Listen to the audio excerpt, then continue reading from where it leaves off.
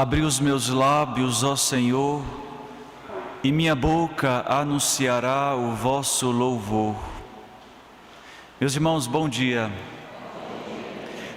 No domingo passado nós começamos a escutar o capítulo 7 do Evangelho de São Marcos, onde nesse capítulo 7 Jesus vai confrontar toda a lei farisaica, que são muito apegados à exterioridade da lei e esquecem da disposição que deve ter o coração do homem. Hoje nós escutamos nesse trecho do Evangelho, ainda no capítulo 7, que Jesus ele vai para a região da Decápole, que é uma província de 10 cidades pagãs, que fica além do Jordão. É muito interessante isso, porque para um fariseu é impensável que possa acontecer alguma obra de Deus em uma terra pagã. Só para a gente ter noção de como era entendido o mundo pagão, que uma vez que os judeus invadissem uma terra pagã, eles ainda não poderiam comer o fruto nem as verduras daquela terra por 5 anos, até toda a terra ser purificada do paganismo. E hoje Jesus ele vai nessa região pagã e faz uma cura. E isso nos faz entender que era uma consciência clara na comunidade cristã, porque na segunda leitura que nós lemos da carta de São Tiago, ele diz: a fé não faz acepção de pessoas. Ao contrário, a fé ela nos abre para a humanidade, nos faz perceber que todos nós somos iguais, que todos nós devemos ter um olhar sobrenatural para ver atrás de cada pessoa a imagem de Deus. Mas muito bem, vamos então a essa leitura. O que nos deve chamar a atenção logo no início é que não é esse surdo-mudo que se apresenta a Jesus, mas foram homens que levaram esse homem até Jesus.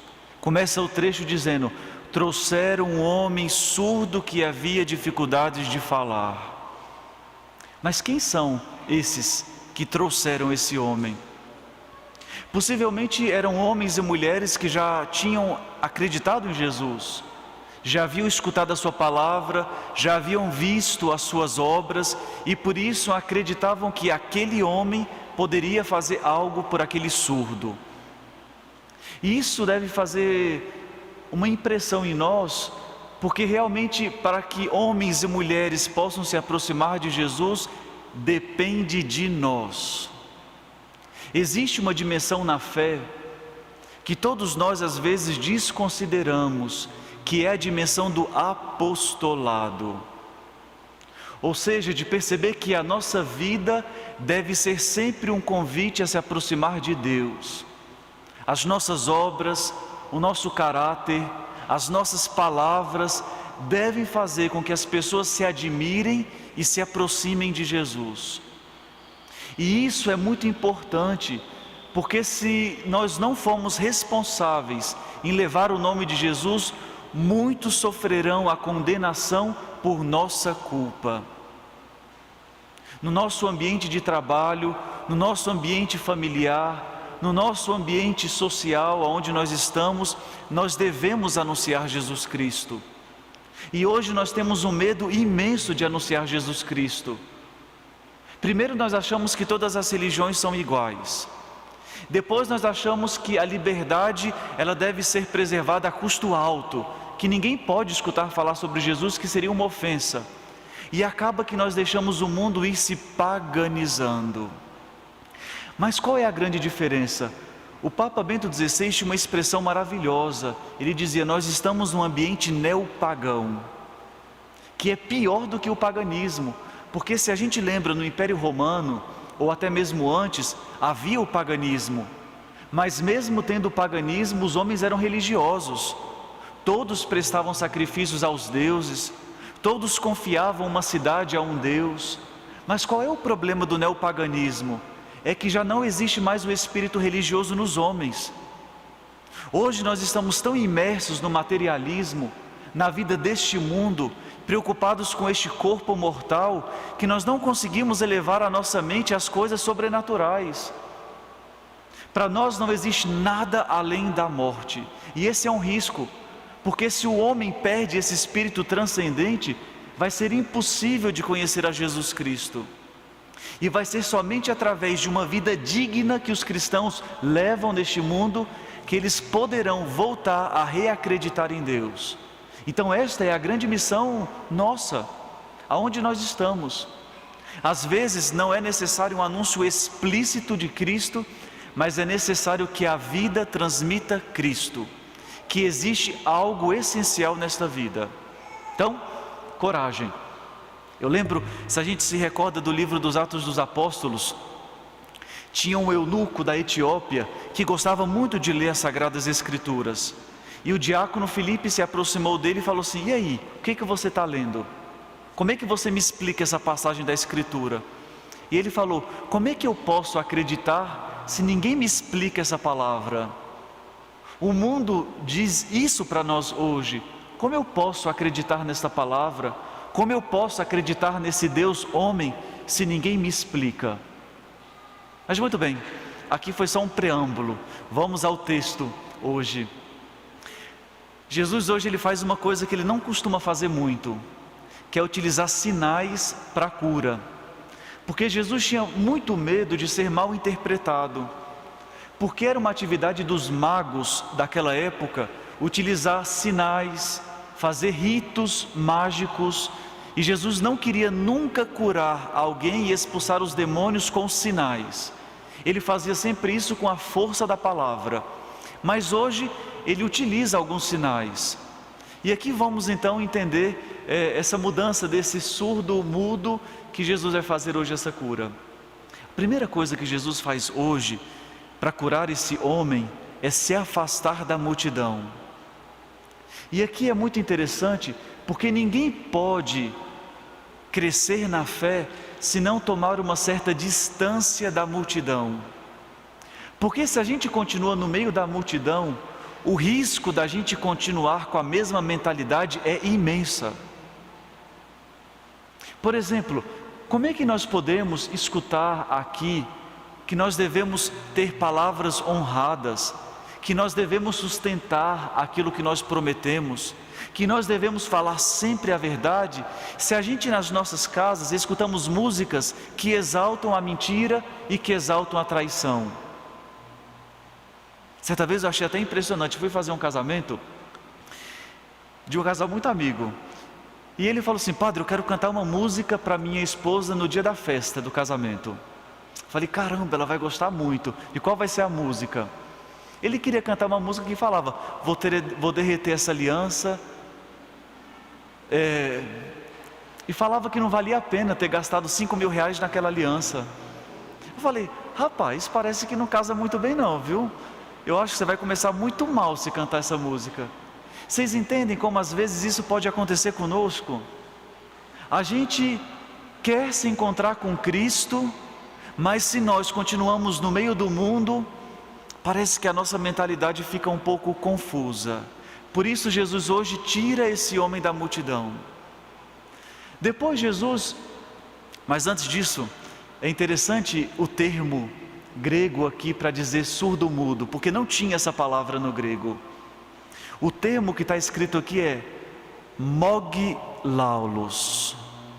Mog significa difícil, laulos é fala, ou seja, um homem que tem a fala difícil.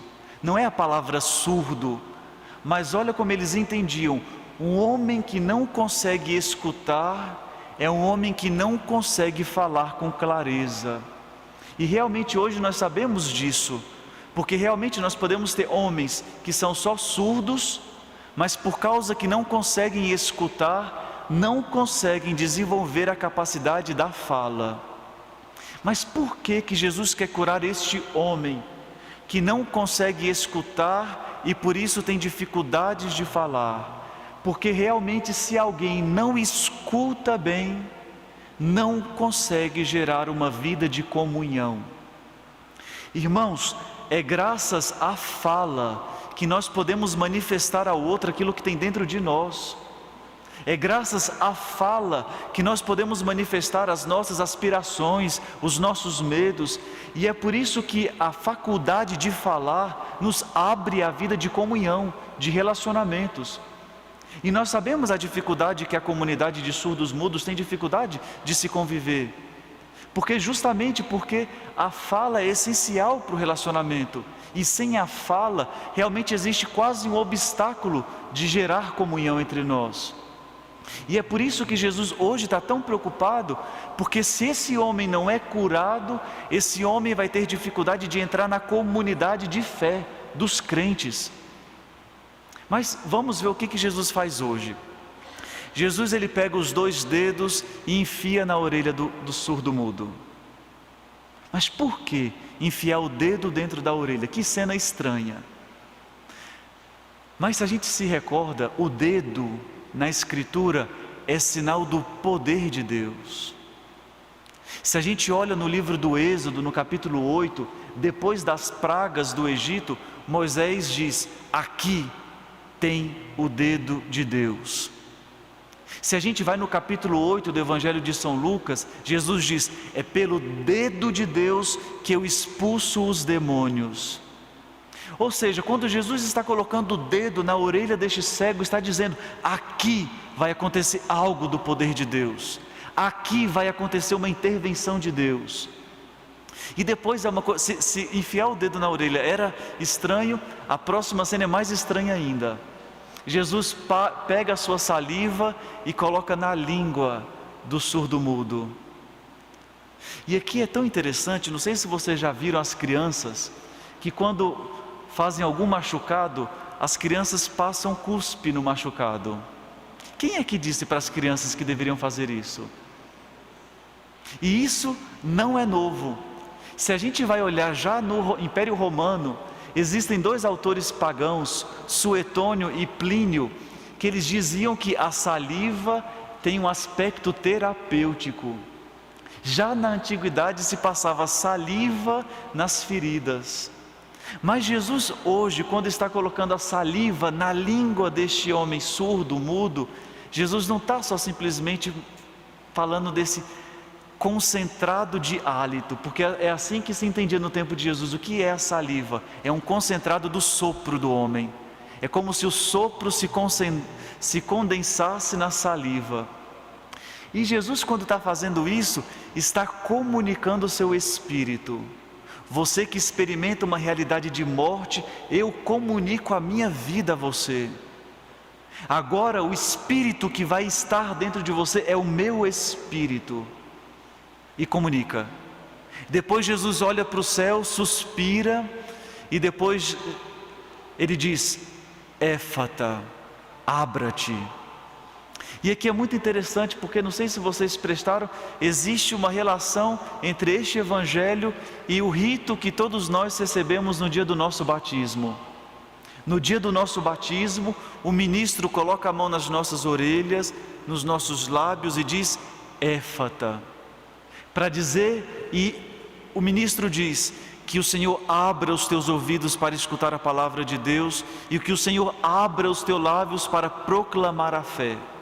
Irmãos, por que é necessário escutar? Porque quem não escuta não pode professar a fé. Vai dizer São Paulo no capítulo 10 da carta aos Romanos: a fé, ela vem pela pregação do Evangelho. Ou seja, a fé, ela não vem pela visão, porque a visão pode equivocar. Nós podemos ver uma coisa que não está muito clara, e somente a escuta pode fazer nascer a fé dentro de nós. E é bonito porque depois da cura deste homem, o que o povo diz? E tudo que ele faz é bom. Não sei se vocês se recordam do livro do Gênesis. Depois de cada coisa que Jesus criava, o que dizia? E isto era bom. Ou seja, quando a comunidade hoje diz: e tudo que ele faz é bom, ou seja, Jesus faz novo aquele homem, Jesus recria aquele homem. Irmãos, peçamos neste domingo, neste dia, que o Senhor abra os nossos ouvidos, para que nós possamos professar uma fé autêntica e uma fé reta.